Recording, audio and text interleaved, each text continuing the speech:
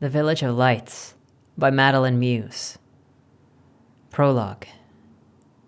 Her name was Ash May, new apprentice straight out of the Albon's Academy of Adventuring Archaeology and Artifacts located deep in the jungle of Albon. It was a common joke to abbreviate the name by just screaming, "Ah!" And she was on her first official adventure, ever. It wasn't much, just a simple escort mission. Make sure supplies get from point A to point B. The route wasn't completely harmless, but there wasn't anything particularly threatening either. So it was common for newly apprenticed adventurers to be given their first task here. Her given mentor for this mission kept watch as she lied on a shaky cart, trying to catch up on lost sleep. Maybe she was a bit too ambitious, trying to take the entire night shift by herself, but she did fend off a 6-tusked jungle boar. Relatedly, breakfast was delicious. Asha was lying atop the merchant's supplies cart, wedged between boxes of fruit and foodstuff with her eyes shut, letting her mind wander. How was her family doing? They'd had mixed feelings about letting her go into the business after all, but it's not as though this was real adventuring yet. She could only imagine all the places she would be going when she got into an actual adventurer's guild. Maybe she'd even get to see that snow stuff that some of the northern students liked to talk about. She'd seen pictures, and of course, had fake snow. But she'd never seen it in person, though personally she was hoping to get some jobs in the water. She was a pretty strong swimmer. She'd grown up on her grandmother's tales of days gone by, tales of people discovering old tombs and finding magical artifacts, tales of stopping megalomaniacs and finding powers of a forgotten age, relics of the mad mages who almost destroyed the world and sent it into darkness millennia ago. Her grandfather before her was an adventurer. Now, it was her turn. She could see it now, coming into town, telling tales about a fire, winning over hopefuls, and finding some long-forgotten tomb, making a path and a name for themselves beholden to none. Being an adventurer was perfect.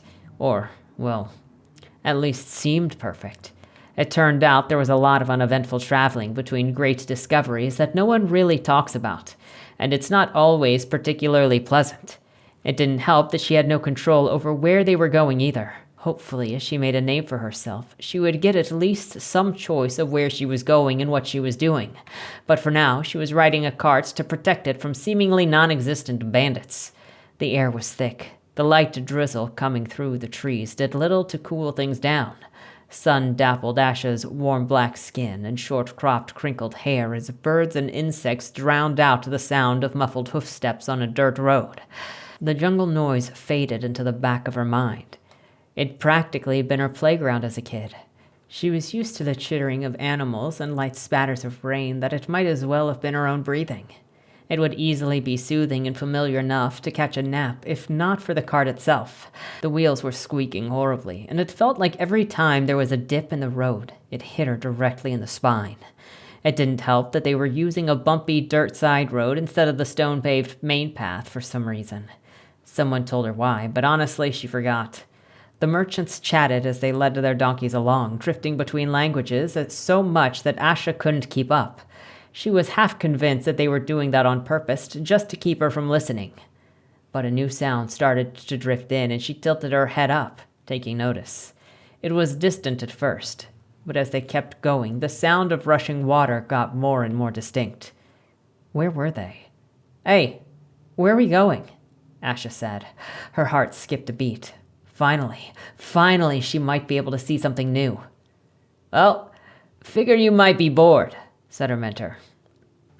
One of the merchants, a young, naturally white-skinned but tan man with a scraggly beard, grinned at her and said, "The Black Maw. Legends say that there's a great black beast at the bottom, so dark that you can't make out its flesh from its teeth."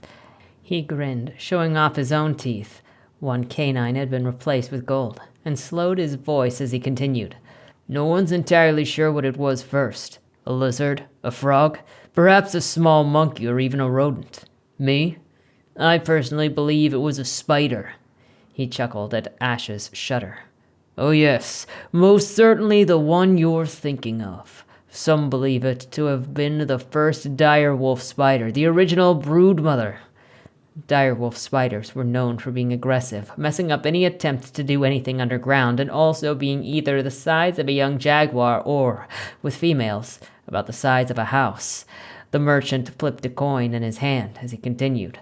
Regardless, the creature was small and scared, as small creatures should be. After all, the world was huge and wanted to eat it.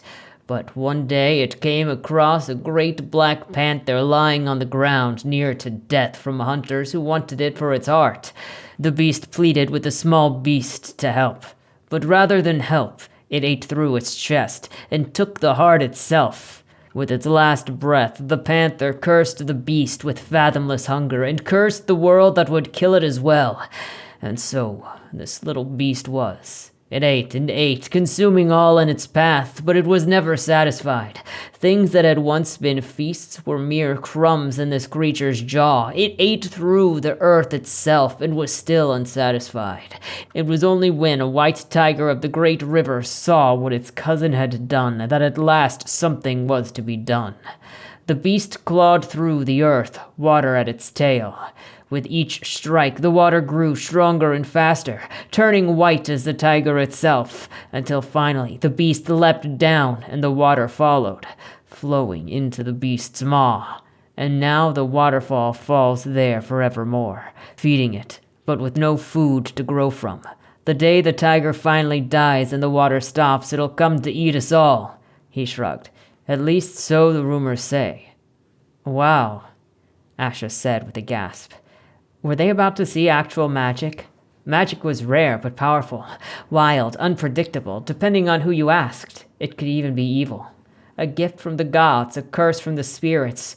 No one entirely knew. Magic users were common ones, supposedly, but only artifacts seemed to remain. And those numbers were dwindling as one by one they got destroyed, too dangerous to be allowed to exist. Of course, they could just be stories, or maybe just things that people didn't understand. They kept moving, Asha shivering as the temperature seemed to drop. It made the hairs on the back of her neck stand up. Soon, they were there. The water was thundering, frothing white at the base of the river until it leapt off a nearby cliff into a seemingly endless black chasm. The unnatural cold was strongest here, almost as if the black maw was consuming the warmth along with the light. No matter how much Asha squinted, she couldn't see at the bottom. There was no sound of water hitting rocks or water below, just the rush of the river and then nothing. Some part of Asha was drawn to it, but she held tight to the cart and looked to the road ahead with unease. There was only one way across. A wooden bridge stretched high over it in a difficult arc. The donkey reared at the sight, snorting and pawing the ground, but the merchants pulled it onward. Asha kept a white-knuckled grip on the cart. Every clip-clop of hooves and groan of the wood felt far too loud despite the fact that it was barely audible over the river. Her heart was racing as they reached the top, but despite all appearances, the bridge held. The tension started leaking out of her as the merchants reached the dry land. And then the donkey braid wood snapped and everything lurched. Asha's scream was cut off as she was thrown underwater. The unyielding current bashed her against the rocks, throwing her around like a bird in a typhoon.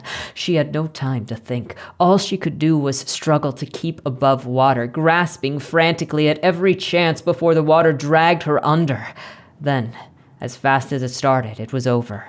Asha was in freefall. Wind lashed at her skin as she stared up, uncomprehending. This was supposed to be a sorry excuse for an adventure. How did she get here? For what seemed like an eternity and yet far too short, she could only watch as her whole life slipped from under her feet, that little speck of light growing smaller and smaller as the dark maw swallowed her. Reality hit her all at once. Her heart started hammering, breath too shallow and too fast. Think! There had to be a way out of this, right? Out of whatever she'd fallen into. Cliff diving? Maybe. It was all that she could think of. Instinct made her twist mid-air, legs down, toes pointed, back straight, arms wrapped around to guard her neck, whole body rigid. The wind whipped at her, burning her skin. The sky was barely a speck above her now. Any moment now. Any moment. Any moment. Time kept ticking. How long had she been falling? She had expected to hit something by now. But maybe she really had fallen into a fathomless beast. There was no such thing as enough time when looking death in the eye, but this was starting to get torturously drawn out. Just as visions of her own broken body were starting to get worse than the fall itself, the wind started to die. She was slowing down. The howl of air gave way as she came to a stop. The only sound was her racing heart. Some corner of her mind noticed tiny lights in the far distance as she hung in the air. Then gravity caught up, and she was falling once more. But in the other direction, Asha twisted, mid-air, trying to find her sense of balance before wham! It was cold. Her ears rung, body aching, and everything distant. Shock. This was shock, wasn't it? She needed to. What? Needed to what? It was like trying to think through fog. Little thing. Something's in her head. Something's in her head. Something's in her head. Something's in her head. Something's in her head. Something's in her head. Something is in her head. It itched at the inside of her skull, prickling, sinking into all of the fog and turning it a heavy, impenetrable black. Its whisper secrets and words. There was pain behind her eyes. She couldn't feel her limbs. There were other little things, and this little thing was broken and... Was she moving? Speaking? The black fog was all-encompassing, swallowing up her thoughts until she was nothing but a racing heartbeat screaming into the void, and then nothing at all. Chapter 1. Into Darkness. Asha groaned as light hit her eyelids. What time was it? Her head was pounding. It felt like something had been stuffed in there and was pressing outward against her skull on all sides. Her mouth was dry and her body ached, albeit not as bad as her head. Sweat slicked her body as she shoved the blankets off of herself. Had she gotten sick? It certainly felt like she had come down with something, but the more she thought about it, the less likely it seemed. The aches were those of injuries, not muscle aches from illness. She was sweating. It was pretty hot in here. Probably stifling to some, but at least it was a dry heat and not cloying humidity. She could heal with it. And she had a blanket on. There was a bit of gunk in her sinuses, but given the sweet, woody smell, someone started a fire. She could hear wood crackling and flames roaring. It must have been a large fire. It didn't seem to be related to sickness. Really, the only thing that didn't fit was the pounding headache, and as much as the headache made her want to just curl up and sleep more, it didn't seem like that was happening anytime soon, so she might as well open her eyes. She was in a room made of grayish-brown stone, one side stained near black from smoke. A fire pit was built into the wall as an oversized oven, handles sticking out from trays inside. There were counters and implements and the sweet smell of pastries cooking. Likely a kitchen then, albeit more primitive than the one she was used to, using wood fire and a stone oven instead of a gas stove. The spigot stuck out of the ground next to an open hatch in the floor. Various mixes and batters were left around, but their makers were nowhere to be seen. Asha groaned as she pushed herself up, grasping her head. Her left arm ached deeply. She must have heard it. Somehow, her eyebrows furrowed together as she tried to recall what had happened. She was going on the back road with some merchants. They told her a story, went to see the Black Ma, and... oh gods, she fell. She fell into the Black Ma. Were the rumors true? Was she in the belly of the great beast? Try as she might, she couldn't seem to remember anything coherent. A few scraps came to mind, freezing cold, lights that faintly burned to look at. It was no good, she couldn't remember. Did she get a concussion? Apparently, she'd hit something pretty hard, given that her arm and one side ached. She pulled her shirt partially up to see. The whole area was covered in purplish-black blotches, dark enough to see even against her warm-tinted black-brown skin. But was it that bad? She didn't feel nauseous, which was a good sign, and had enough sense of mind to question all this, so a concussion was unlikely. But she was getting increasingly certain that she hit her head or jostled it pretty badly. So if she had the situation right, she had fallen down a waterfall into what was possibly a magical animal's mouth. There was definitely something not normal happening here, and now was in a bakery of some sort. Suffice to say, Asha had no idea what was going on and wasn't sure whether to be terrified, excited, or just confused. This wasn't exactly what she had in mind for an adventure. But was it actually an adventure if everything went according to plan? She was on her own in some undiscovered place, brought in by some magical unknown means. Who knew what was out there? Or where here was, for that matter? Her mind filled up with images of finding treasures, fighting monsters, ancient civilizations to bring to the light. What would an ancient civilization be like anyways? Some people speculated that they would be advanced and just not want to deal with outsiders. But it would make just as much sense if they were decades, even centuries behind. Then again, if they were ancient, how far behind could they be? Footsteps broke Asha from her revelry. Her head snapped to the side to see an unruly snarl of golden hair poking out from the latch in the ground. The stranger rose up, staring at Asha. Presumably. Asha could only stare back, unsure of what to make of the mask covering the woman's face. The mask was mostly white, except for flares of green, blue, and purple around the dark mesh eyes, swirls of warm colors along the forehead, and streaking the cheeks in a permanent grin painted on in black. It seemed to almost glow in the firelight, only amplified by vibrant blonde hair with small hints of red, which was barely contained in a low ponytail. But as the colors of the mask flickered and caught the light, it became apparent that there was some sort of glitter in the paint. Asha had to admit, it was a gorgeous mask. But why was she wearing a mask? The part of her that wanted to give the stranger the benefit of the doubt thought maybe she had facial scarring.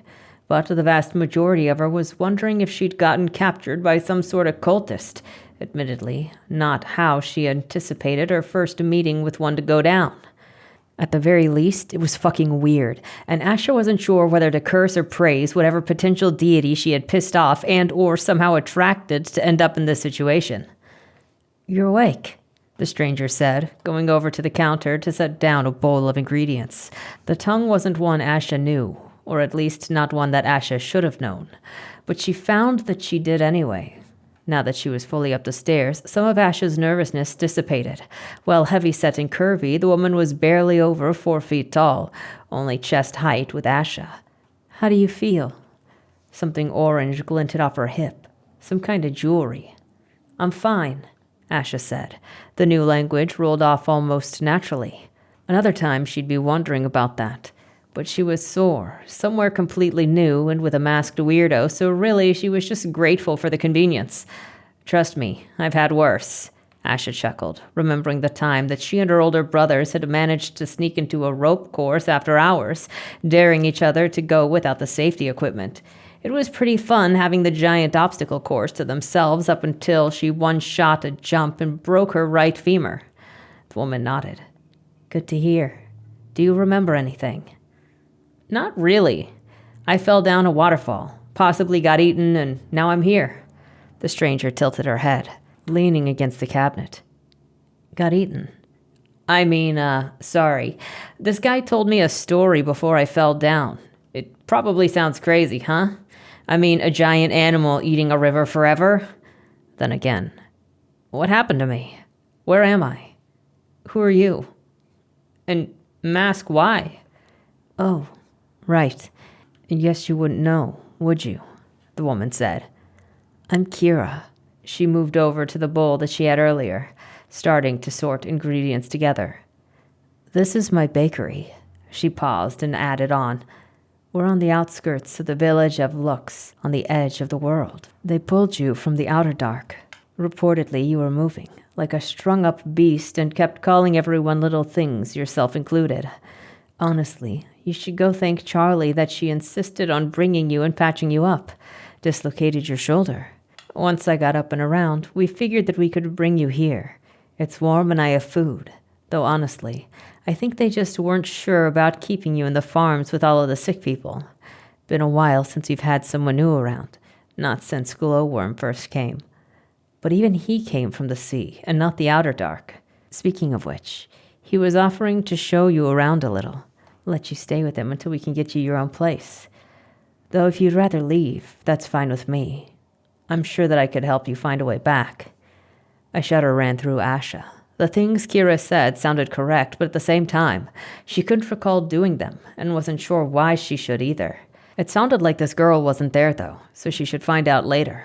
For now, she had a different question. What's the outer dark? The outer dark is the dark outside of the world, she said far too casually, flicking a spoon. If you walk to the edge, we have a system of chains and clasps to help people in wagons get up and down to where the walkable plains exist. But it takes a long time. I don't think you know how lucky you got, especially without a light for them to find you by. It would have been very easy to freeze to death, or just to stumble somewhere else entirely. The plain is filled with holes. Things come in, things fall out. I have theories, but no one knows how they work, and it's not like they're readily visible. She stepped closer to Asha, looking her up and down. Her mask betrayed nothing but its painted-on grin as Kira examined Asha. Despite being almost 2 feet taller, Asha couldn't help but feel smaller under her gaze. Kira continued, "It's not exactly impossible that you hit your head and managed to stumble right into them. That maybe they were close by and you followed the lights, but the odds are so low." She was staring directly at Asha. No, directly through Asha. It was impossible to tell what was going on behind those eyes, but she was rocking on her feet, hands fluttering at her sides as her voice rose in volume. "Are you sure you don't remember anything?" "Nothing at all. Not even a little. I won't tell a soul if you don't want me to. I'm not exactly the most popular in the village unless someone wants a treat. No one would ever think to ask." Asha scuttled back, hitting her back against the far wall. "No, I don't remember shit. I told you. I fell down a waterfall into some dark place and passed out. Next thing I know, I'm here with your creepy ass." She swore internally, patting around her hip for her sheath, looking for her knife, talon fang, but it looked like everything except her clothes on her back had been stripped. Kira paused, backing away a few steps and standing there, head hung. A few seconds stretched into eternity. Just the popping of fire to fill the air. The popping of the fire and the smell of something burning. Kira seemed to notice it too, audibly sniffing before bolting over to the oven, throwing an oversized glove on and pulling out a stone sheet. There was a blackened lump on it. Some of the tension leaked from the air as Kira sighed and muttered, "Well, I forgot that was there." She walked over and cracked it open over the counter, checking over the dark insides and nodding to herself. "You hungry?" "No," Asha said. Then her stomach growled. Kira chuckled. "It's a little dry, but you could just scrape the outside off and put some oil on it. I can't sell it, but it's still a chocolate nut loaf. It's supposed to be dark, just not quite this dark." "I mean, it sounds good, but, refusing wouldn't be some kind of huge insult, right?" She was in a room with a huge fire, with someone she barely knew and was almost definitely crazy and or might actually have a face under there. It was a whole new place that was also maybe a monster's gut. Finding out that she'd run into some kind of cryptid or intelligent monster would make as much sense as the girl just wore a mask for no apparent reason, and probably far more interesting, honestly. The idea was kind of exciting, but she pushed it down. If she was dealing with something magic, which might explain how she was still alive down here, best to keep her wits about her. "I'm going to eat it if you aren't. It's not poisoned," Kira said, tearing a bite from the loaf and lifting her mask just enough to eat it. At least Asha could be certain that Kira definitely had a human-looking mouth under there. "See?" Asha looked at it with an odd mixture of disgust and hunger. Burnt or not, the smell of food was making her stomach gnaw at her like a hungry animal, and chocolate was always good. Besides, why would they keep her alive and patch her up just to kill her immediately? What other choice did she have anyway? Avoid eating? The bread looked a little weird, and now that she glanced around, most of the food stuff in here did, subtly off in little ways. But the loaf smelled edible. Asha brought the loaf to her mouth, wincing a little at the loud crunch. It stole the moisture from her mouth as she chewed, but eventually she forced the bite down. "You, mentioned oil?" Asha said. "Down the hatch over there," Kira said, motioning her head to the little trap door that she came from. She had given up staring at Asha and was mixing some dough together, strong arms stirring quickly with practiced ease. "Have to keep the eggs and such underground so they stay fresh and cold. Grab the lantern. It's dark there." She gestured to the metal lantern off to the side. Silver light filtered through the glass. Asha set the bread on the counter, momentarily forgotten as she turned it around in her hands, trying to figure out how it worked. The glass was solid, no door to put your hand inside. Maybe the bottom screwed off? She twisted it, but there was no give. The glass seemed to be fused to the metal above and below it, acting as a base and a handle. There was no way to take the bottom out either. It was a single solid chunk, almost equally as curious was whatever was inside of it. There was no light bulb, no candle, and no sign of gas either. But instead, the insides were filled with glowing motes of silver, stirred up by your examination. "What is it?" "A lantern," Kira said. "I know that," Asha sighed. "How does it work?" "Magic." "Yeah, right." She didn't believe it for a second. Who in the world would use magic for a glorified hand-crank flashlight? Who could, for that matter?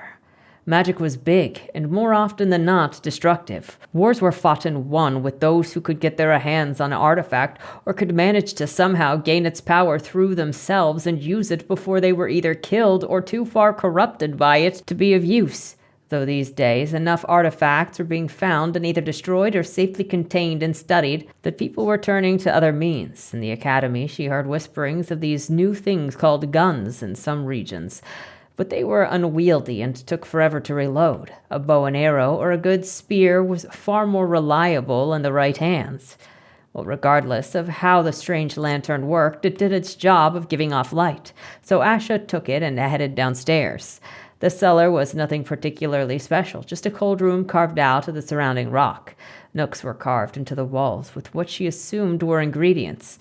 None of them looked quite right. The eggs were huge and kind of fake-looking shade of teal for starters, but she could guess the use of most of them. It was almost jarring seeing crates of cocoa and sugar labeled in Asha's own language amongst the rest.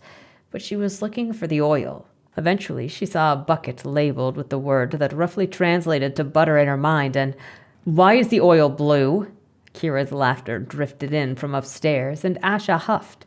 She took a nearby spoon and took a little of the lump of unappealing bluish solid and spread it on a loaf. It melted quickly, soaking into the crunchy loaf of bread. She took a bite and her eyes widened, shocked at how good it tasted. It wasn't the same as the oils back home. It had more of an herbal taste that went well with the nuttiness of the bread, the oil moistening the outer crust and softening it. While the color was still dubious, new place, new food. She did her best not to look at it while she scooped up some onto her bread. Asha went back upstairs. The woman had returned to her cooking. Maybe she should leave her alone, and she was rather curious about what was out there anyways. "Hey, so, is there something that I should be doing now? I mean, wouldn't mind looking around, but don't want to accidentally offend someone so bad I get caught in a fight to the death or anything."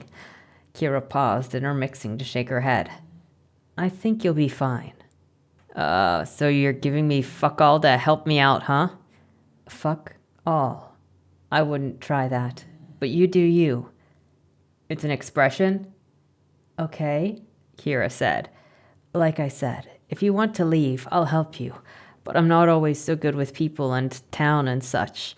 If you want help there, like I said, Glowworm is willing to let you room with him for a while.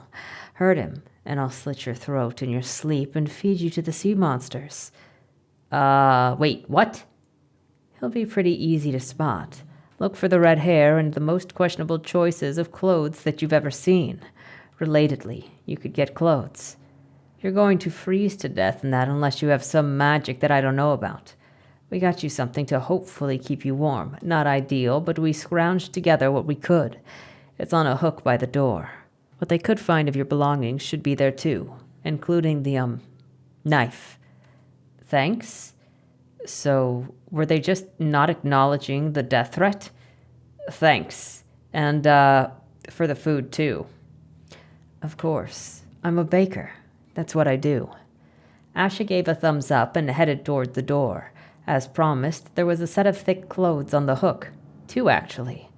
One set made of thick brown-gray furs, which added layers of fluff on the ends, something resembling wool lining the cuffs and what seemed to be white silk lining the insides, and fit a much shorter person, definitely Kira's. The other set was mismatched and questionable at best, an overbright hooded orange coat that looked like the photos that she'd seen up north after the person wearing them got in a fight with a bear, visibly sewn together and covered in bloodstains.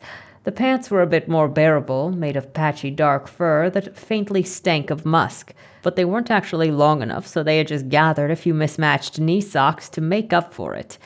There was also a scarf, frayed at the edges and ragged, and a pair of clunky mittens.